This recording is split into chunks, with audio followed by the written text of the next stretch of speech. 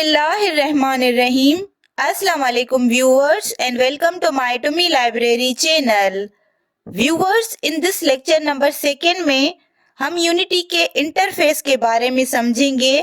Actual में how to use unity, हम unity को यूज करना सीखेंगे. Okay, so let's begin. इससे पहले लेक्चर नंबर 1 में हमने यूनिटी को डाउनलोड एंड इंस्टॉल किया था. नाउ यूनिटी को यूज करेंगे. ओवरऑल यूनिटी के इंटरफेस को देखेंगे एंड समझेंगे. सो देखें, सबसे पहले यूनिटी को ओपन करते हैं. तो यूनिटी को ओपन करने का इजीएस्ट वे है कि पहले यूनिटी हब को ओपन करेंगे. देन यहाँ पे देखें, ऑलरेडी लेक्चर नंबर 1 में हमने प्रोजेक्ट क्रिएट किया था, फर्स्ट गेम प्रोजेक्ट, जो कि 3D एमपीटी प्रोजेक्ट है. अब इस प्रोजेक्ट को ओपन करते हैं. तो क्लिक किया. अब यूनिटी लोड हो रहा है, थोड़ा टाइम लगेगा. देन फाइनली यूनिटी ओपन हो जाएगा. तो ये है यूनिटी गेम का इंटरफेस. अब यहाँ पे बहुत टूल्स हैं, टैब्स हैं, अलग अलग सब विंडोज को एक एक करके समझेंगे. नाउ स्टार्ट करते हैं यूनिटी के सीन व्यू से, जो कि यहाँ पे सेंटर में होता है 3D स्पेस. तो ये होता है सीन व्यू.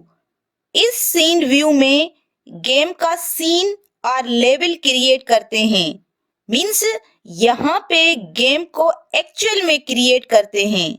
तो गेम का सीन और लेवल कैसे क्रिएट करते हैं? तो देखें, गेम का सीन और लेवल क्रिएट करते हैं गेम ऑब्जेक्ट की हेल्प से. अब क्वेश्चन अराइज होता है कि गेम ऑब्जेक्ट्स होते क्या हैं? जनरली देखें तो a game object is any object in a game that the player can see is a game object.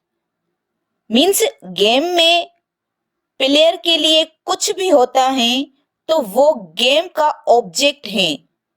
Examples जैसे प्लेयर हो गया, enemies, platforms, walls, weapons, even buttons, logos और एनीथिंग. जो भी गेम में ऑब्जेक्ट्स हैं वो गेम ऑब्जेक्ट्स हैं. इन सब को यूनिटी के टर्म्स में एज अ गेम ऑब्जेक्ट कहते हैं. और इन गेम ऑब्जेक्ट को इस सीन व्यू में मॉडिफाई भी कर सकते हैं और मैनिपुलेट भी कर सकते हैं. एंड गेम क्रिएट करने के लिए बहुत गेम ऑब्जेक्ट्स चाहिए होते हैं. तो उन गेम ऑब्जेक्ट्स को मैनेज भी करना पड़ता है. तो गेम ऑब्जेक्ट्स को मैनेज करते हैं यहाँ लेफ्ट साइड में, जहाँ पे लिखा है हायरार्की. इस हायरार्की विंडो में जो भी ऑब्जेक्ट क्रिएट करेंगे उसको यहाँ मैनेज करते हैं, जो भी सीन व्यू में होते हैं. अभी देखें तो सीन व्यू में 2 गेम ऑब्जेक्ट हैं. Number 1 main camera and number 2 directional light. और ये दोनों डिफॉल्ट गेम ऑब्जेक्ट हैं. मीन्स जब भी न्यू सीन और प्रोजेक्ट क्रिएट करेंगे तो बाय डिफॉल्ट ये दोनों main camera and directional light game object मिलेंगे. अब हम इस विंडो में multiple new game object create भी कर सकते हैं और फिर उनको मैनेज भी कर सकते हैं. मीन्स जब भी न्यू सीन और प्रोजेक्ट क्रिएट करेंगे तो बाय डिफॉल्ट ये दोनों main camera and directional light game object होंगे. अब पहले समझें कि न्यू ऑब्जेक्ट कैसे क्रिएट करते हैं. तो देखें, यहाँ पे प्लस बटन पे क्लिक करेंगे तो यहाँ पे ये सारी लिस्ट हैं गेम ऑब्जेक्ट्स की। ये सब यूनिटी के इनबिल्ट गेम ऑब्जेक्ट हैं, यूनिटी के अंदर होते हैं। एग्जाम्पल जैसे 3D object, 2D object, effects, light, audio, video, UI means user interface and camera means unity के अंदर इनबिल्ट ऑलरेडी ये सारे गेम ऑब्जेक्ट्स होते हैं। इन सब को नेक्स्ट एंड नेक्स्ट लेक्चर्स में समझते जाएंगे। बट अभी हमने 3D ऑब्जेक्ट क्रिएट किया हुआ है, तो 3D ऑब्जेक्ट को सेलेक्ट करते हैं। तो यहाँ पे हम क्यूब को सेलेक्ट करते हैं। तो सेलेक्ट करने के बाद यहाँ पे देखें, सीन व्यू में एग्जैक्ट सेंटर में एक क्यूब आ गया है। ये है 3D गेम ऑब्जेक्ट जो अभी हमने क्रिएट किया। नाउ हायरार्की विंडो में 3 गेम ऑब्जेक्ट हो गए हैं। Number 1 main camera, number 2 directional light and number 3 one is cube. Next समझें, जब भी किसी भी गेम ऑब्जेक्ट को सेलेक्ट करते हैं तो उसकी राइट साइड में यहाँ पे देखें इंस्पेक्टर विंडो ओपन हो जाती हैं। ये इंस्पेक्टर विंडो उस ऑब्जेक्ट के डिटेल के बारे में बताती हैं। एग्जाम्पल जैसे यहाँ पे क्यूब ऑब्जेक्ट को सेलेक्ट किया हुआ है, तो यहाँ इंस्पेक्टर विंडो में क्यूब ऑब्जेक्ट की डिटेल्स आ गई हैं। सो गेम ऑब्जेक्ट एग्जाम्पल क्यूब की जो इंस्पेक्टर विंडो में डिटेल्स हैं, ये सारी डिटेल्स गेम ऑब्जेक्ट के कंपोनेंट्स हैं और ये कंपोनेंट्स बहुत इम्पोर्टेंट होते हैं। देखें, ट्रांसफॉर्म कंपोनेंट है, क्यूब मेश फिल्टर कंपोनेंट है, मेश रेंडरर कंपोनेंट है एंड बॉक्स कोलाइडर। तो ये सारे क्यूब गेम ऑब्जेक्ट के कंपोनेंट्स हैं और ये कंपोनेंट कंटेन करते हैं गेम ऑब्जेक्ट की प्रॉपर्टीज़ को। मीन्स जो क्यूब गेम ऑब्जेक्ट की प्रॉपर्टीज़ हैं वो इन कंपोनेंट्स के अंदर कंटेन होती हैं और प्रॉपर्टीज़ को हम चेंज भी कर सकते हैं। एंड यूनिटी के अंदर बहुत से कंपोनेंट हैं और इन कंपोनेंट की हेल्प से हम different kinds of game object भी क्रिएट कर सकते हैं। सो जो गेम ऑब्जेक्ट हैं वो कंपोनेंट से मिलकर बनते हैं और हर एक गेम ऑब्जेक्ट के उसके अपने कंपोनेंट्स होते हैं। एग्जाम्पल जैसे अगर मेन कैमरा ऑब्जेक्ट को सेलेक्ट करते हैं तो यहाँ पे देखें उसकी अपने कंपोनेंट्स हैं और नेक्स्ट अगर डायरेक्शनल लाइट को सेलेक्ट करते हैं तो देखें उसके अपने कंपोनेंट्स हैं और ये सारे यहाँ पे दिख रहे हैं। एंड नेक्स्ट अब क्यूब गेम ऑब्जेक्ट को सिलेक्ट किया तो उसके अपने डिफरेंट कंपोनेंट देख रहे हैं।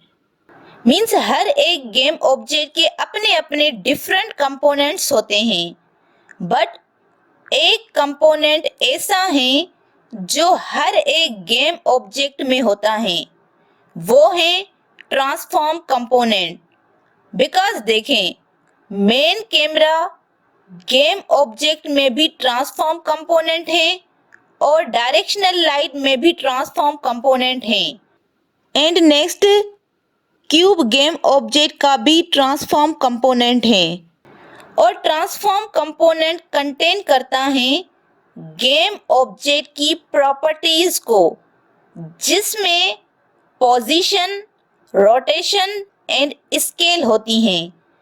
अब यहाँ इंस्पेक्टर विंडो से इस क्यूब गेम ऑब्जेक्ट की प्रॉपर्टीज को चेंज भी कर सकते हैं। तो ये जो एक्स है इस पे क्लिक करके मूव करेंगे तो देखें क्यूब गेम ऑब्जेक्ट की एक्स पोजीशन चेंज हो रही है, और अगर वाई पोजीशन पे करेंगे तो वाई पोजीशन चेंज होगी, और अगर इसी तरह जेड पे करेंगे तो जेड पोजीशन चेंज होगी। नेक्स्ट सेम इसी तरह रोटेशन भी चेंज कर सकते हैं और नेक्स्ट स्केल भी चेंज कर सकते हैं। तो ट्रांसफॉर्म कंपोनेंट से गेम ऑब्जेक्ट की position, rotation and scale change कर सकते हैं।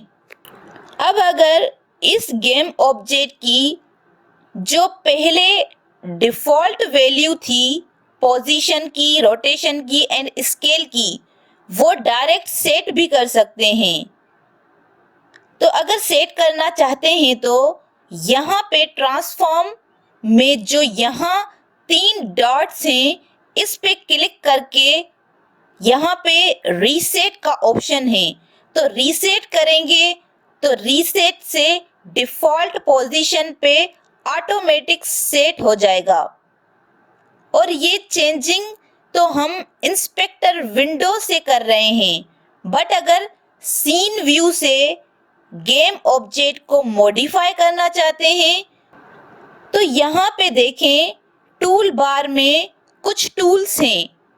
सो इन टूल्स की हेल्प से हम गेम ऑब्जेक्ट को मॉडिफाई भी कर सकते हैं। एग्जाम्पल सेकेंड टूल जो है मूव टूल, अगर मूव टूल को सेलेक्ट करेंगे तो यहाँ पे सीन व्यू में देखें क्यूब गेम ऑब्जेक्ट पे एरो बन गई हैं और हर एक एरो इस क्यूब गेम ऑब्जेक्ट की अलग अलग एक्सिस को पॉइंट करता है। जैसे रेड एरो एक्स एक्सिस को रिप्रेजेंट करता है और ग्रीन एरो वाई एक्सिस को रिप्रेजेंट करता है, और जो ब्लू एरो है वो जेड एक्सिस को रिप्रेजेंट करता है। और अगर मैं किसी भी एक्सिस पे क्लिक करती हूँ, जैसे एग्जाम्पल रेड एरो पे क्लिक करती हूँ, मीन्स एक्स एक्सिस को क्लिक करके मूव करती हूँ, तो इस क्यूब की पोजीशन को चेंज कर सकती हूँ, राइट। तो अब किसी भी एक्सिस पे क्लिक करके उस एक्सिस की पोजीशन को चेंज कर सकते हैं, और जो भी इस वे से चेंजिंग करेंगे वो यहाँ पे देखें ट्रांसफॉर्म विंडो में जो कंपोनेंट की प्रॉपर्टी की पोजीशन है वो ऑटोमेटिक चेंज होती रहेगी। सो जो पोजीशन क्यूब की होगी वही यहाँ ट्रांसफॉर्म विंडो में दिखेगी। अब अगर इस क्यूब गेम ऑब्जेक्ट के एग्जैक्टली सेंटर पे क्लिक करते हैं तो देन इस क्यूब गेम ऑब्जेक्ट को फ्रीली किसी भी डायरेक्शन में मूव कर सकते हैं। नाउ फिर से क्यूब को रीसेट करते हैं। अब नेक्स्ट टूल है रोटेट टूल, तो सिलेक्ट करेंगे रोटेट टूल को, तो देखें यहाँ क्यूब गेम ऑब्जेक्ट में सर्कुलर ऑल अराउंड सर्किल बन जाते हैं और हर एक सर्किल हर एक एक्सिस की रोटेशन को रिप्रेजेंट करता है।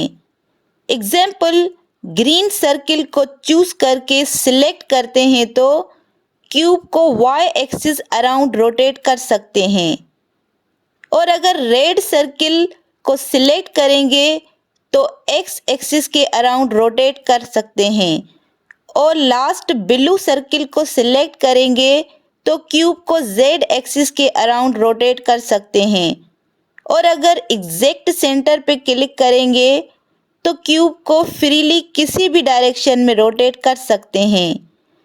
तो ये है रोटेट टूल।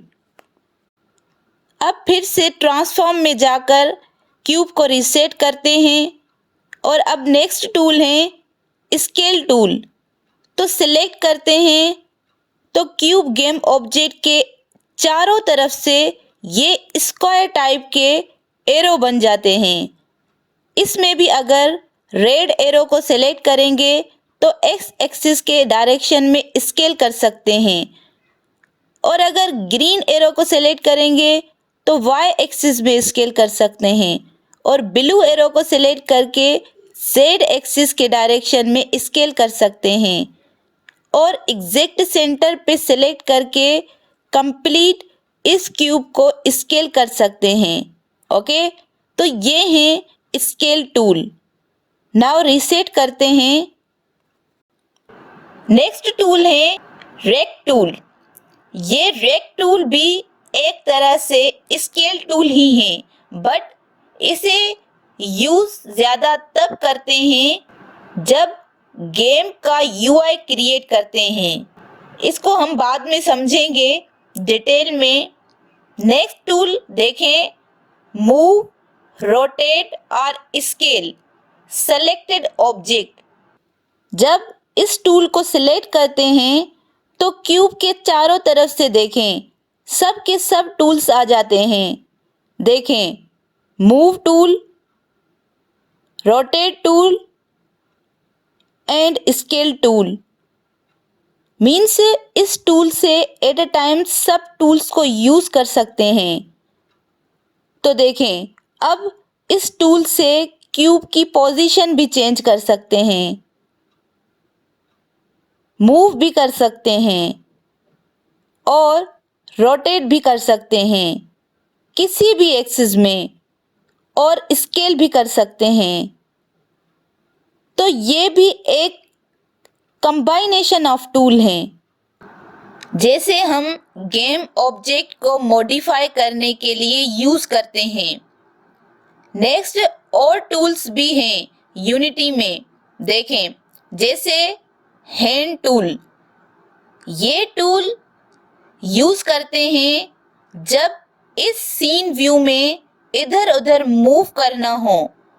मीन्स इस हैंड टूल की हेल्प से इस सीन व्यू में कहीं भी मूव कर सकते हैं। इस हैंड टूल को सेलेक्ट करके इस हैंड टूल को क्लिक करके मूव करेंगे तो सीन को मूव कर सकते हैं। तो ये है टूल्स। एंड अगर हम जूम करना चाहते हैं तो माउस के रोलर की हेल्प से जूम इन कर सकते हैं और जूम आउट भी कर सकते हैं। और एक इजी वे है इस यूनिटी के सीन व्यू में मूव करने के लिए, वो है कि अगर राइट माउस बटन को क्लिक करते हैं तो देखें यहाँ पे आई बन जाती हैं। अब इस आई की हेल्प से सीन व्यू को इधर उधर मूव भी कर सकते हैं। तो इस टूल की हेल्प से हम सीन व्यू में मूव कर सकते हैं। तो सिंपली राइट माउस बटन को सिलेक्ट करके इजीली मूव कर पाएंगे। आगे पीछे इधर उधर कहीं भी मूव कर सकते हैं। अब हम एक सीन क्रिएट करते हैं। यहाँ पे जितने भी टूल्स हमने अभी समझे हैं उसकी हेल्प से। तो सीन क्रिएट करने के लिए पहले तो इसको रीसेट करते हैं। तो रीसेट किया। अब जाते हैं ट्रांसफॉर्म कंपोनेंट में। अब इस क्यूब को स्केल करते हैं। तो स्केल टूल को सिलेक्ट किया। अब स्केल कर सकते हैं एक्स एक्सिस में, वाई एक्सिस में एंड जेड एक्सिस में। बट ये इस तरह बेस्ट वे नहीं है। तो इसके लिए ट्रांसफॉर्म कंपोनेंट में जाकर स्केल को सपोज डायरेक्ट 10 कर देते हैं एंड आल्सो जेड पे भी 10 कर देते हैं एंड वाई स्केल करते हैं सपोज 0.5। ये हमने एक तरह का ग्राउंड क्रिएट कर लिया है। वैसे तो ग्राउंड क्रिएट करने के बहुत सारे वेज होते हैं, बट ये मैंने आपको समझाने के लिए क्रिएट कर लिया है। अब नेक्स्ट इस क्यूब का नेम भी चेंज कर सकते हैं। इस क्यूब को एज अ ग्राउंड क्रिएट किया है तो यहाँ पे क्यूब नेम चेंज करेंगे। क्लिक करके लिखेंगे ग्राउंड और एंटर कर देंगे।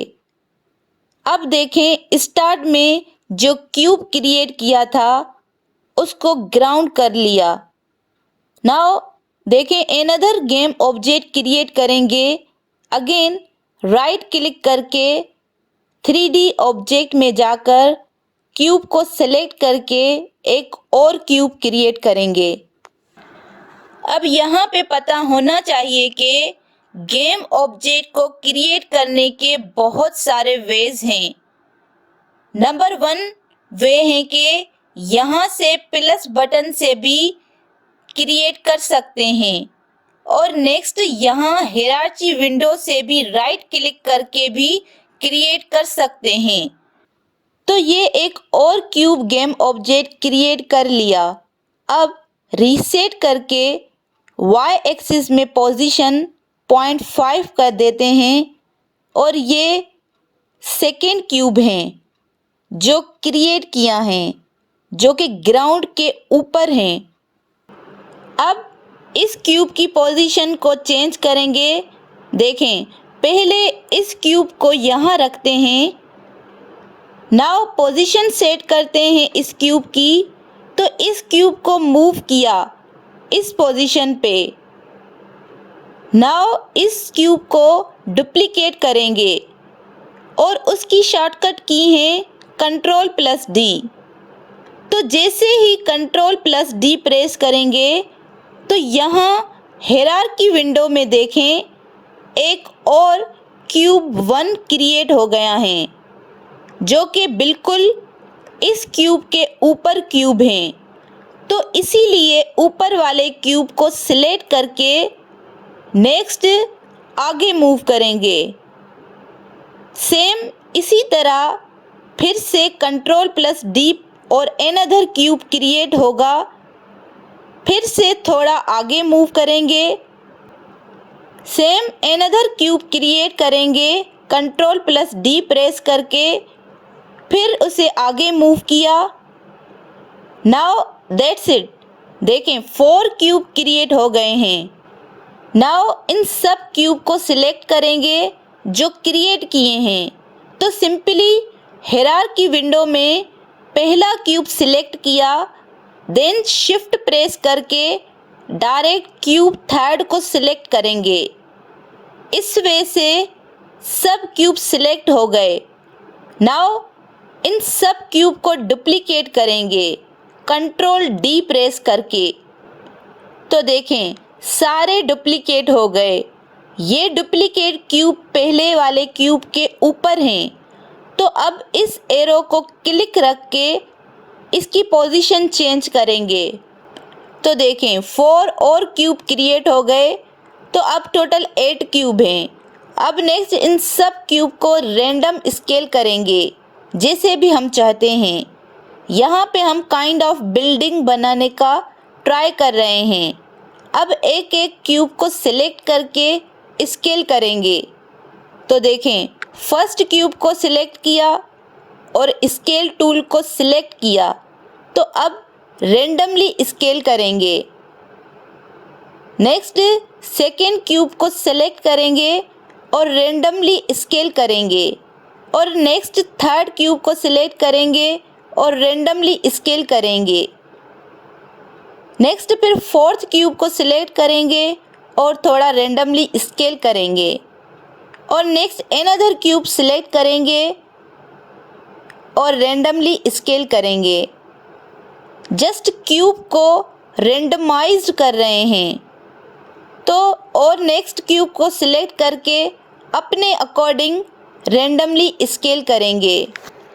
लास्ट फाइनल क्यूब को सिलेक्ट करके अपने अकॉर्डिंग रेंडमली स्केल करेंगे। अब देखें काइंड ऑफ बिल्डिंग क्रिएट हो रही हैं। मीन्स एक ग्राउंड है और उसके ऊपर बिल्डिंग्स हैं। ओके, वो भी जस्ट क्यूब की हेल्प से और स्केल टूल को हमने यूज़ किया है और रेंडमाइज किया है और एक किस्म की बिल्डिंग क्रिएट हो गई हैं। अब नेक्स्ट इन सभी क्यूब्स को सिलेक्ट करेंगे। मीन्स बिल्डिंग्स को सेलेक्ट करेंगे जो हमने क्यूब की हेल्प से क्रिएट की। तो फर्स्ट क्यूब पे क्लिक करेंगे और शिफ्ट प्रेस करके डायरेक्ट क्यूब 7 को सिलेक्ट कर लेंगे। अब कंट्रोल डी प्रेस करके इन सब सेलेक्टेड क्यूब्स को डुप्लीकेट कर लेंगे। और next remember, move tool selected हो तो मूव टूल सेलेक्ट करके एरो पे क्लिक करके मूव करेंगे यहाँ पे। अब देखें काइंड ऑफ बिल्डिंग वाला सीन बन गया है। तो ये हमने सीन क्रिएट किया जिसमें बिल्डिंग्स हैं और मूव कर सकते हैं। तो ये सीन व्यू में सीन क्रिएट किया और सीन क्रिएट किया गेम ऑब्जेक्ट्स की हेल्प से, जो कि यूनिटी में इनबिल्ट गेम ऑब्जेक्ट्स होते हैं। तो हायरार्की विंडो में गेम ऑब्जेक्ट को क्रिएट किया और सभी गेम ऑब्जेक्ट को मैनेज किया और इन सभी गेम ऑब्जेक्ट के ट्रांसफॉर्म कंपोनेंट की प्रॉपर्टीज हैं उन्हें चेंज कर सकते हैं इन टूल्स की हेल्प से। मूव टूल, स्केल टूल जो यूज किए हैं उसकी हेल्प से चेंज कर रहे हैं काइंड ऑफ एक सीन क्रिएट करने के लिए। तो अब तक हमने सीन व्यू को समझा, हायरार्की विंडो को समझा और इंस्पेक्टर विंडो को समझा एंड टूल्स को भी समझा एंड यूज किया। अब नेक्स्ट ये 3 और टूल्स होते हैं। Number 1 play button, number 2 pause button and number 3 stop button. तो देखें जैसे ही प्ले बटन पे क्लिक करेंगे तो गेम व्यू में आ जाएंगे, मीन्स प्ले मोड में आ जाएंगे। इस गेम व्यू में गेम को टेस्ट करते हैं, चेक करते हैं कि एक्चुअल में कैसे गेम बनती जा रही हैं। बट अभी कोई गेम प्ले क्रिएट नहीं किया तो चेक नहीं कर पाएंगे। तो गेम मोड से बाहर आते हैं वापस दोबारा से इस प्ले बटन पे क्लिक करके। और अब next pause and stop button को हम आगे समझेंगे। अब नेक्स्ट यहाँ पे देखें सीन व्यू के साथ ही गेम व्यू है। अब ये गेम व्यू देखता है कि जो गेम बनेगी वो एज अ प्लेयर के पर्सपेक्टिव से कैसे दिखेगी। मीन्स जो प्लेयर होगा, जो गेम को खेलेगा तो उसे गेम कैसे दिखेगी, तो ये इस गेम व्यू से पता चलता है। और गेम व्यू में मेन कैमरा से देखते हैं जो सीन व्यू का होता है। तो देखें सीन व्यू से मेन कैमरा को सेलेक्ट करेंगे तो देखें यहाँ पे मेन कैमरा देख पाते हैं और कैमरा के अराउंड एक रेक्टेंगुलर एरिया होता है। तो ये रेक्टेंगुलर एरिया इस कैमरा का व्यू पोर्ट है, व्यू एरिया है। और रिमेंबर जो भी सीन, जितना भी सीन इस व्यू पोर्ट में होगा वही सीन प्लेयर को रेंडर होगा, मीन्स वही सीन गेम व्यू में दिखेगा। तो जैसे ही मेन कैमरा को सेलेक्ट किया है तो यहाँ पे देखें कैमरा का प्रीव्यू देखने को मिलता है कि जो गेम व्यू में है वो कैसे देखने को मिलता है। तो अगर चाहें तो इस कैमरा को चेंज भी कर सकते हैं, इस कैमरा को प्रॉपर व्यू दे सकते हैं कि जो प्रॉपर सीन क्रिएट किया है वो अच्छे से रेंडर हो।